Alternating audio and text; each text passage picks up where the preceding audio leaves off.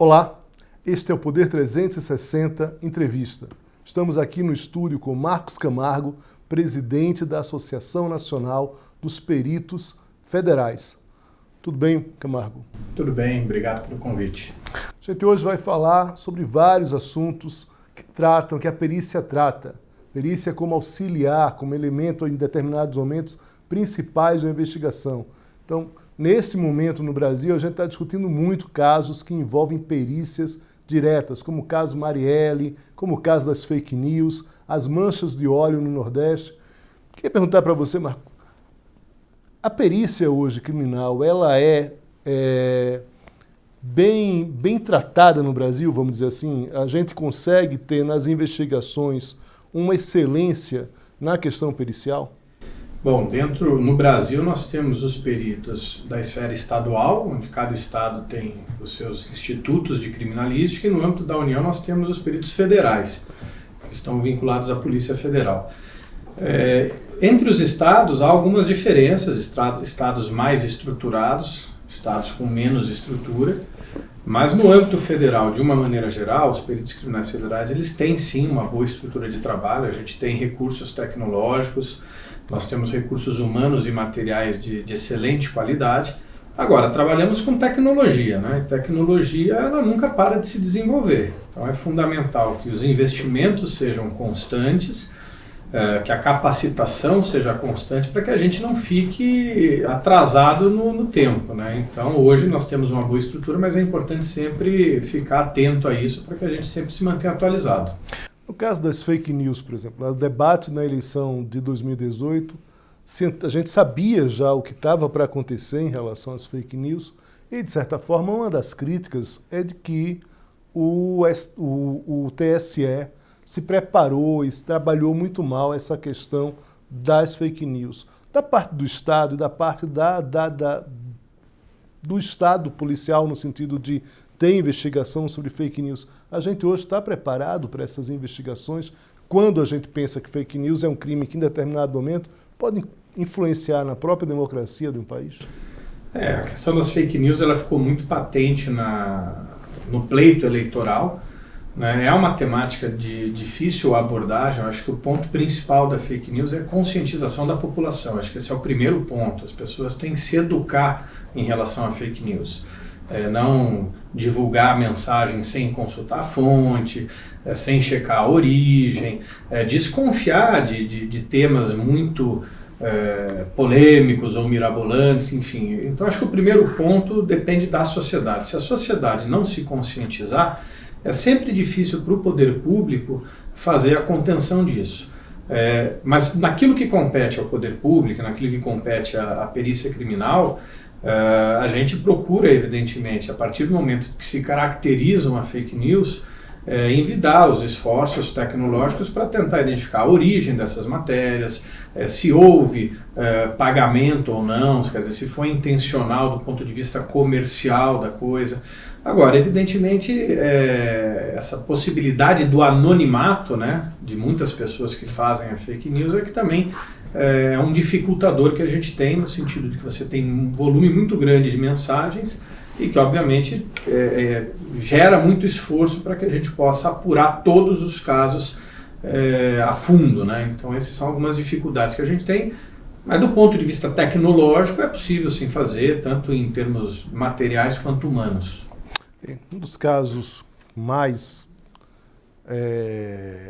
com maior foco, que a sociedade acompanha com maior atenção, é o caso Marielle. A gente tem uma dificuldade muito clara, isso não sou eu que estou dizendo, as próprias autoridades aqui em Brasília já falaram isso, o próprio Procurador-Geral da República, a própria ex-Procuradora-Geral da República já se posicionou sobre isso, pedindo que o caso Marielle, desse caso que a gente está tratando, ele fosse federalizado, ou seja, ele viesse para a esfera federal. E é um caso que envolve, evidentemente, muita perícia. Tem muito testemunho, mas tem muito de perícia. Como é que você acha, pelo que o senhor acompanha, o que acontece? O que é que a gente pode avançar se esse caso sair da esfera estadual e vir para uma esfera federal? Muito se discute sobre a questão da federalização. Isso foi um ponto que se levantou logo no início dos fatos, do acontecimento. A própria, então, Procuradora-Geral da República, à época dos fatos, ela chegou a sugerir, digamos assim, a federalização, e acabou que isso não aconteceu e ficou restrito ao estado do Rio de Janeiro. Eu acho que é um caso extremamente polêmico, que envolve uma série de discussões sobre a própria atuação de agentes do Estado dentro da ação criminosa, né? E ao federalizar, eu acho que a primeira coisa que se consegue fazer é blindar melhor a investigação, porque você afasta qualquer interferência do Estado, já que era um caso que segundo se mostravam ali os indícios, poderia ter algum envolvimento de agentes do Estado. Então, acho que esse é o primeiro ponto que seria talvez recomendável pela repercussão do caso, pela dimensão do caso.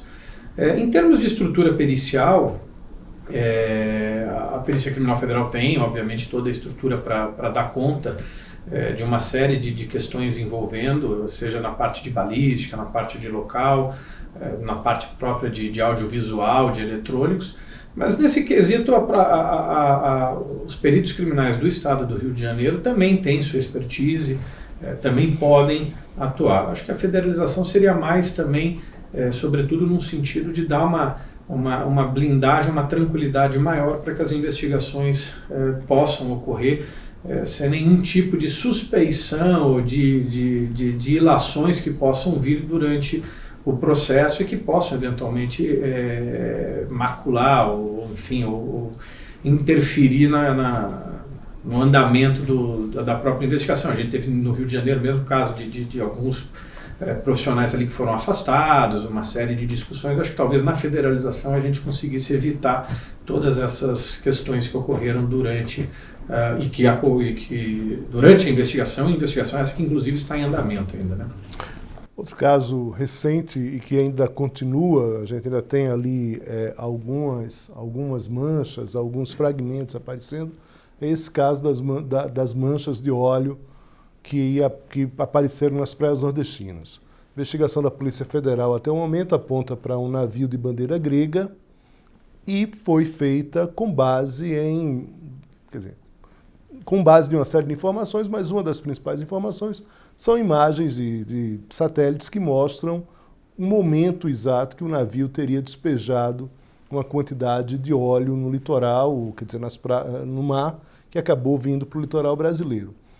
Essa investigação da Polícia Federal e da Marinha acabou contando com uma empresa independente.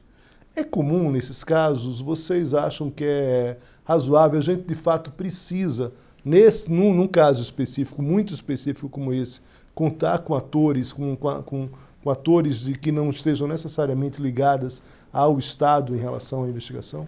Esse é um caso interessante para a gente até debater. A perícia basicamente ela vai trabalhar, assim, se a gente puder simplificar ao máximo toda a multidisciplinaridade de objetivos que a perícia tem, mas ela vai buscar a verdade dos fatos para que a gente tenha materialidade e autoria dos crimes. Nesse caso do materialidade é o que aconteceu, a autoria é quem foi o responsável, né? No caso específico das manchas de óleo, a Perícia Criminal Federal ela atuou basicamente na materialidade, ou seja, nós atuamos na identificação, nós atuamos na parte laboratorial, que é identificar que composto era aquele, se era óleo, se não era óleo, exames um pouco mais aprofundados no sentido de biomarcadores para se tentar caracterizar de onde esse óleo poderia ter sido extraído, gerado, enfim. Né? E obviamente tem os exames relacionados ao meio ambiente, né? Danos à fauna, danos à flora, avaliar se o óleo que chegou em todo o litoral do Nordeste, seja lá na Bahia até o Rio Grande do Norte, se é o mesmo óleo, se é derivado do mesmo processo. Então isso foi uma atuação que coube e que está ainda em andamento à Perícia Criminal Federal. A parte da autoria, que seria de onde surgiu esse óleo, quem foi o responsável por lançar este óleo no mar, por exemplo, isso depende de algumas análises via satélite, de análise de correntes marítimas, e essa ação, enfim, acabou não ficando por conta da Perícia Criminal Federal. Foi contratado, como você mesmo falou, uma empresa. Poderia ter ficado? Eu entendo que sim, porque, na verdade, o que acontece? A tecnologia ela é muito vasta, ampla, não quer dizer que dentro da Perícia Criminal Federal nós tenhamos todas as tecnologias do mundo. Mas nós temos um elemento muito importante que são os recursos humanos. Nós temos profissionais altamente qualificados e capacitados. A parte da tecnologia a gente pode trabalhar em apoio, a gente pode ter convênios, não há nenhum impedimento de que em determinados exames você recorra a universidades, determinados exames você recorra a instituições. Isso não é nenhuma vedação e acho que isso é normal em qualquer sistema forense do mundo. O importante é a gente também ter material humano para fazer isso. Nós temos, por alguma razão, a parte relacionada à questão da autoria, das imagens de via satélite, enfim, não coube a Perícia Criminal Federal. Nós temos recursos para fazer, nós temos gente para fazer, e aquilo que não está hoje eventualmente disponível no Instituto Nacional de Criminalística ou em alguma unidade criminalística, não haveria nenhum problema de se buscar esse apoio de outras fontes, de outras questões, e isso, ao nosso ver, é importante, né? Sempre que possível, que os exames e as análises sejam feitas pela perícia oficial, porque a perícia oficial, que não só tem a competência legal para fazer, mas tem a expertise legal. É ela que tem a expertise dentro do processo penal, é ela que tem a devida isenção, a devida equidistância das partes, para ter o trabalho em busca da verdade dos fatos. Então, por isso que o próprio Código de Processo Penal, ele determina que exames, situações, crimes que deixem vestígios, que é indispensável esse laudo pericial feito pelo perito oficial. Então, só em casos muito excepcionais é que você deveria, digamos assim, por uma situação fora de situações normais, abrir mão da perícia oficial. Então, mais ou menos essa é a conotação. Acho que a segurança maior para o processo penal é quando esses exames são feitos pelos corpos de perícias oficiais, né? Semana dia 20, o Supremo julga a questão do acesso e do compartilhamento de dados do COAF. Imagino que dentro das investigações e do trato de investigadores sobre esses dados, vocês tenham debatido como a gente pode tratar os dados do COAF, que é essa unidade de inteligência financeira que aponta em determinado momento se há movimentações de pessoas ou de empresas, movimentações atípicas. Como é que vocês avaliam esse debate que está prestes a ser decidido pelo Supremo? Olha, a questão, o COAF, é importante que se diga, ele é uma ferramenta muito importante para as investigações. Ele teve um papel muito importante durante a Lava Jato, né? A Lava Jato teve essa integração multidisciplinar com Receita Federal, com COAF, com Polícia Federal, Ministério Público Federal, outros órgãos. Isso acho que foi muito importante para os resultados que se chegou à Lava Jato. É inegável que havia, sim, um volume de corrupção muito grande, a despeito de críticas que possam existir à operação, mas você tinha ali um conteúdo probatório muito grande sobre uma série de questões relacionadas a desvios, corrupções, etc. e tal. O COAF foi uma ferramenta importante, é uma ferramenta importante. Mas essa ferramenta do COAF, esses relatórios que o COAF produzem, eles têm que ser usados, no nosso ver, no nosso sentir, como um embasamento para que a partir deles se faça uma análise, no caso uma análise por pessoas que detenham não só a competência legal, mas a própria expertise, para ver dentro desses relatórios aquilo que efetivamente é indício de algum delito. Não é porque o COAF aponta um relatório, não é porque algo cai, digamos assim, na malha fina do COAF, que aquilo necessariamente signifique um indício de crime, que signifique um delito. Então você pegar os dados do COAF e sem nenhum tipo de tratamento, já levar isso para uma investigação, quer dizer, ou simplesmente a investigação pegar os dados do COAF sem nenhum tratamento, assumir aquilo como um vestígio de um delito, isso poderia gerar uma criminalização indevida de diversas pessoas que eventualmente estão fazendo transações dentro da lei. É preciso uma expertise e uma análise muito detalhada para que você consiga separar o joio do trigo, para que não se cometam injustiças, né? Então a nossa preocupação com o COAF é que esses dados eles passem por um tratamento prévio antes de darem, de deflagrarem uma operação ou de embasarem eventualmente uma sentença condenatória ou mesmo uma sentença para absolvição. O ministro Dias Toffoli acabou pedindo, né, solicitando ali os dados do COAF. Você está falando aqui, o senhor está falando aqui, a pessoa que repassa os dados ao Supremo diz, olha, muito cuidado aqui com esses dados, não diz com essas palavras, mas ele diz aqui tem enfim, dados de 600 mil pessoas, então é preciso ter muito cuidado como se vai manusear esses dados aqui nesse... É por isso que eles são protegidos por sigilo, né? Porque são dados sensíveis, dados importantes, muitos deles de operações lícitas, mas que por alguma característica, por um volume maior que foi empregado ou por uma outra característica qualquer, acabaram caindo na malha fina do COAF. Lembrando que o COAF, a função dele é identificar montantes globais e as pessoas. Não é atribuição do COAF esquadrinhar esses dados, até porque não há essa expertise para, dentro desse processo de se esquadrinhar os dados, se entender todas as mais variadas transações que existem para saber se essa transação foi ilegal ou não. Então isso tem que ter muito cuidado para que você não aponte algo como ilegal, que no final das contas é algo perfeitamente normal dentro de uma movimentação financeira que sim, chamou a atenção, mas que tem justificativas legais para serem feitas. O senhor falou da Lava Jato. A Lava Jato ficou em xeque com a divulgação dessas conversas entre procuradores e o próprio ex-juiz Moro? É óbvio que isso gerou uma discussão muito forte na mídia, né?